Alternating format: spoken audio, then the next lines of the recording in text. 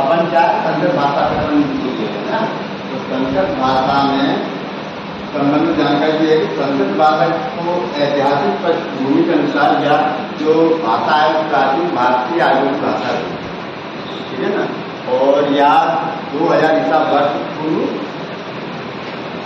के द्वारा, है ना, और इसका विकास वैदिक काल में हुआ था, इसलिए इसे वैदिक संस्कृति कहते हैं। वैदिक संस्कृति है वेद पुराण और वैदिक काल के समय इसका संस्कृत भाषा का विकास हुआ था और इसे वैदिक संस्कृति कहा जाता है।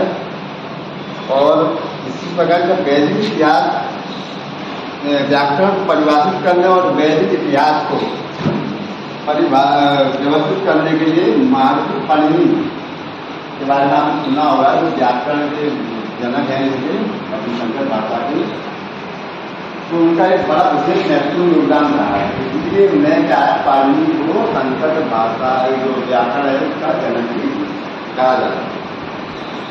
इसके ऐतिहासिक दृष्टि को देखें तो संस्कृत में वेद पुराण और महाकाव्य अन्य धार्मिक ग्रंथ बहुत मतलब है ना।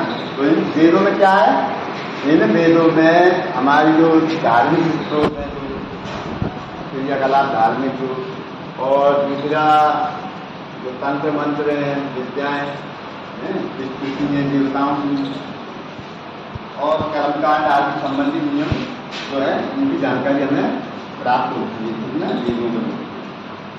और संस्कृत में रामायण और महाभारत, ये दो महाकाव्य बहुत प्राचीन महाकाव्य, ऐसे तो और भी महाकाव्य हैं और अन्य जो ऋषि हैं उन्होंने मतलब जो रचनाकार थे उन्होंने अन्य महाकाव्य भी अपने लिखे बाद में। जैसे हम देखें तो बुद्ध चरित्र, कुमार संभव, रघुवंश, शिशुपालवध आदि महाकाव्य, लेकिन जो रामायण और महाभारत है ये हमारे बहुत प्राचीन बड़े महाकाव्य हैं। तो आपने देखा रामायण जो महाकाव्य को किसी बात नहीं, और महाभारत है वो व्यास जी। तो और सबसे बड़ा महाकाव्य है वो हमारा महाभारत है।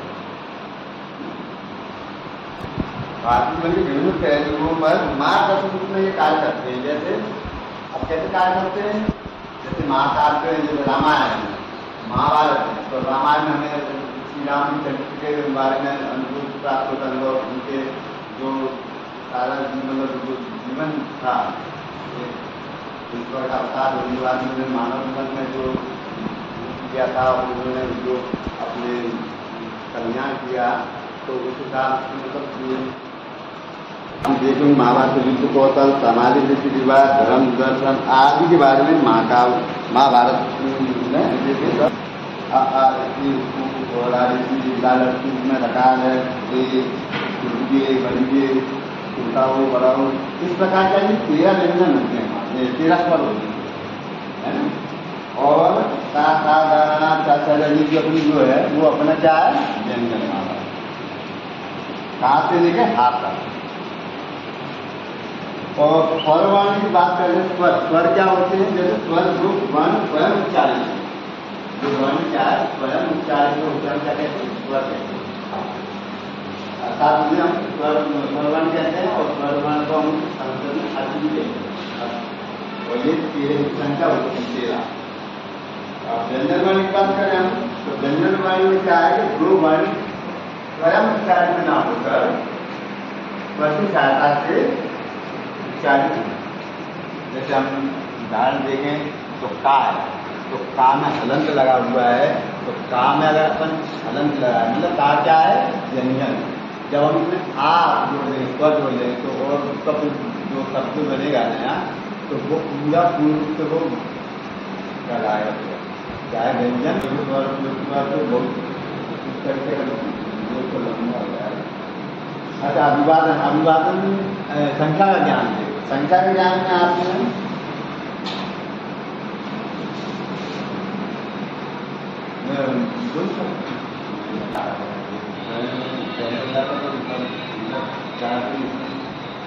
तो संख्या ज्ञान की बात करें, जैसे अपन ये हो गया आपका बोल लेंगे, ये आपका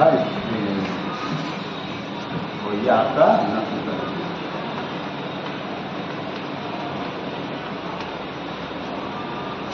तो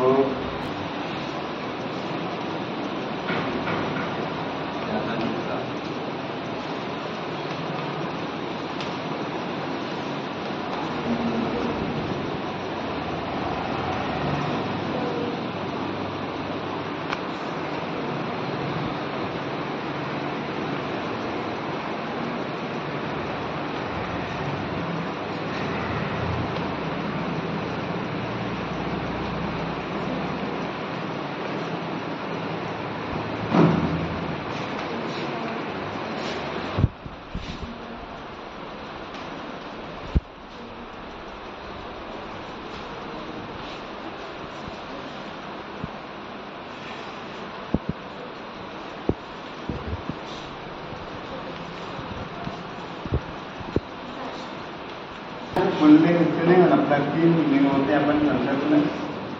अब पुल्लिंग में क्या है, एक को एका बोलते हैं, 2 को द्वो, 3 को त्रय, 4 को चत्वारा, 5 को पक्ष, 6 को तट और 7 को सप्त। इस तरह की संख्या जैसे अपन बढ़ती जाएगी वैसे। लेकिन स्त्रीलिंग में क्या है, एका एका, इसमें अपन पुल्लिंग को एका बोला, स्त्रीलिंग में एका बोला, है ना। और इस प्रकार नपुंसक लिंग में एकम। यहाँ पे 2 पुल्लिंग में तो 2 द्वे और यहाँ भी द्वे, मतलब ये 4 तक तो आपकी अलग अलग चलेंगी। फिर उसके बाद ये सेम मतलब वही 25 में भी आपको स्त्रीलिंग में दिख रहा है, आपको नपुंसक लिंग में दिख रहा है, इस प्रकार हम उनका ज्ञान जो है अपना इंग्लिश में आप संजय मंदिर कुंजे वगैरह देते हैं ना, इस तरह। नहीं, संस्कृत में अपन जब सप्ताह के बारे में पढ़ें तो जैसे रविवार है, तो रविवार को आपको क्या बोलेंगे, रविवार, ठीक है। और इसके अलावा और क्यों बोलते हैं, सोमवार का, रविवार का, मंगलवार का, इस तरीके से तो आप सही है। लेकिन और संस्कृत में दूसरी गहराई में और सोमवार बोलते हैं संस्कृत में, और हिंदी भाषा में बोलते हैं। और मंगलवार को मंगलवासुरा और भौमवासुरा, बुधवार को बुधवासुरा और सौम्यवासुरा, इन दोनों कहते हैं। और गुरुवार को बृहस्पतिवासुरा और गुरुवासुरा, और शुक्रवार को शुक्रवासुरा और भृगुवासुरा, और शनिवार को शनिवासुरा, स्थिरवासुरा। ये मतलब ये जैसा हम देखा जाए तो शनिवार को शनिवासुरा, सोमवार को सोमवासुरा, मंगलवार को मंगलवासुरा, ये सब नाम है। अब महीनों के नाम है भी आप किस तरीके से जानते होंगे, तो जैसे अपना हिंदी में देखा जाए, इंग्लिश में जैसे फरवरी के इंग्लिश नाम नहीं है। तो जानते हो आप संस्कृत में पहले अपने पुराने जो घर में जो दादा दादी वगैरह किस तरीके से करते थे, आज अपन जनवरी फरवरी आप देख रहे हैं मतलब। तो पहले जैसे जनवरी है, जनवरी को क्या बोलेंगे अपन, पौ, ठीक है ना। फरवरी को मार्च, मार्च को फागुन, और अप्रैल को चैत, मई को बैसाख, जून को जेठ, और जुलाई को आषाढ़, अगस्त को श्रावण, और सितंबर को भाद्रपद, और अक्टूबर को अश्विन, नवंबर को कार्तिक, और दिसंबर को मार्च। जैसे अभी हमारा भी कौन सा महीना चल रहा है, मई का चल रहा है ना। तो अभी हमारा क्या है, बैसाख है। तो दिन का कोई बड़े दर दर हो जाते हैं वगैरह, तो वो अपनी अलग चीज है। तो अभी हमारे जो मई में बैसाख है, दूसरा बिंदु हमारा।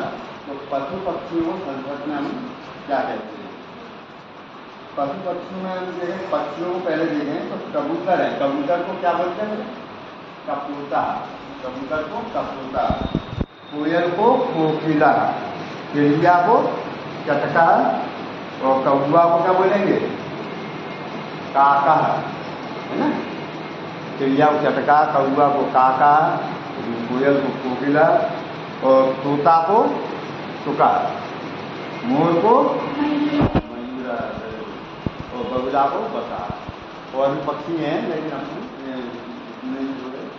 अब इसी प्रकार हम पशुओं के नाम देखें तो पशु में हम जैसे गाय, गाय को क्या बोलते हैं, ये तो आप जानते हैं, गाय को क्या बोलते हैं,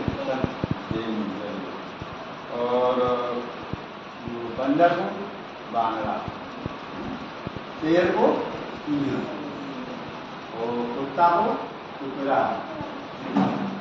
हिरण को मृगा, और बकरा को अजर, हाथी को क्या बोलेंगे, और घोड़ा को अश्व। इस प्रकार और भी नाम होते हैं। लेकिन दिवस पूर्ण हो चुका है और कल हम तृतीय दिवस के बारे में बात करेंगे। तृतीय दिवस में हमारा क्या क्या है जब बता दें आपको। इसमें जो बिंदु है वो फल एवं सब्जियों के नाम और उक्त भाषा में व्यंजनों के नाम। अब व्यंजन माने जैसे अपन जो अपने जो होते हैं खाने पीने के मिष्ठान वगैरह है क्या बोलते हैं। और तीसरा बिंदु हमारा क्या है, भाषा संवाद नाटक, जो दैनिक जीवन से संबंधित हो। एक ऐसा कोई नाटक हो या कोई संवाद आपस में भूमिका जैसे दो बच्चे या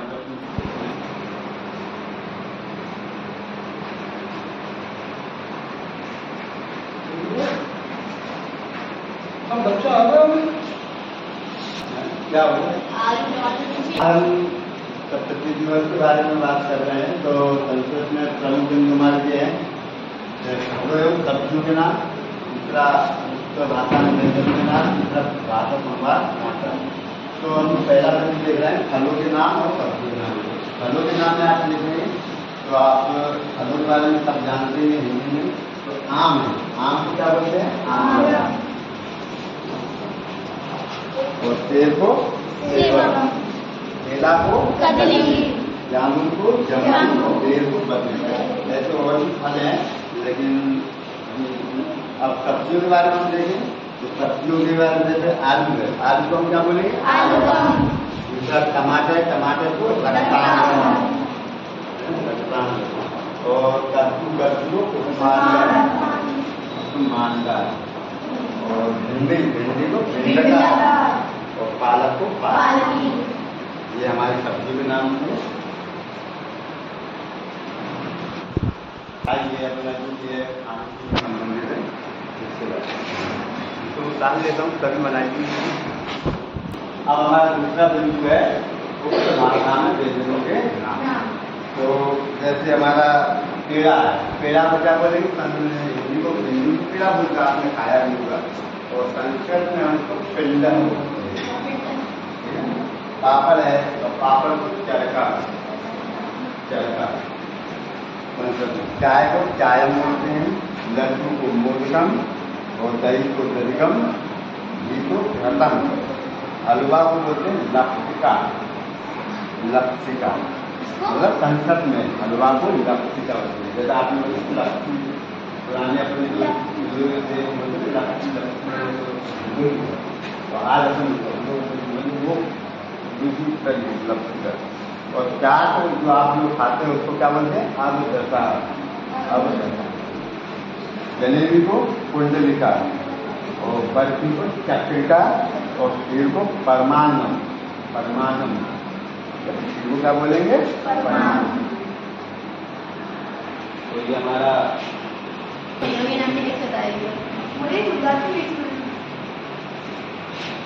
अपन देखो आपस में दो साथ साथ बातचीत करते तो हम आपस में संवाद करते हैं। अब इसमें अपना तृतीय बिंदु जो है वो हमारा है भाषा संवाद नाटक, जो दैनिक जीवन से संबंधित, जो हमारी दिनचर्या और दैनिक जीवन से संबंधित हो। और संवाद के बारे में जैसे अब हमारा जो हम कक्षा है पाठ संस्था हम पाठक देख रहे हैं मन दिनचर्या, ये संवाद पे आधारित है। और इसमें जैसे दो छात्र हैं रमेश है, तो रमेश का जैसे पूछता है संवाद है, संवाद में जैसे आपस में एक दूसरे से बातचीत करना, संवाद कर। तो रमेशा, अब रमेशा क्या बोल रहा है कि प्रातः तुम कदा रमेश बोल रहा है कि किसको बोल रहा है, मोहन दूसरे प्रातः तुम कदम तुम सुबह कब उठते हैं? अब मोहन है, अब मोहन उसका जवाब देगा। तो जो मोहन बोलेगा हम प्रातः पक्ष के बाद में कुछ काम, मैं सुबह 5 बजे उठता हूँ। ऐसी फिर गले में फिर दोबारा पूरा अनंतरम तुम सुन करो, अनंतरम उसके बाद तुम क्या करते हो? अब मोहन का जवाब दिया, क्या देगा? अहम प्रथमम गुरु इसमम क्या प्रमाणु पश्चात मात्र सुत्रम क्या नमामि। मतलब मैं पहले क्या करता हूँ? गुरु और ईश्वर को प्रणाम करता हूँ और उसके बाद माता पिता के माता पिता को प्रणाम करता हूँ, नमस्कार। जो है संवाद होता है एक अपनी जो दिनचर्या का आधार करता। आप चाहें तो कोई कक्षा पाठ जो है हमारे कक्षा 6 का, तो उसके लिए थोड़ा इस प्रकार से इसको थोड़ा ध्यान और उसके थोड़ा साथ में चर्चा करते हैं।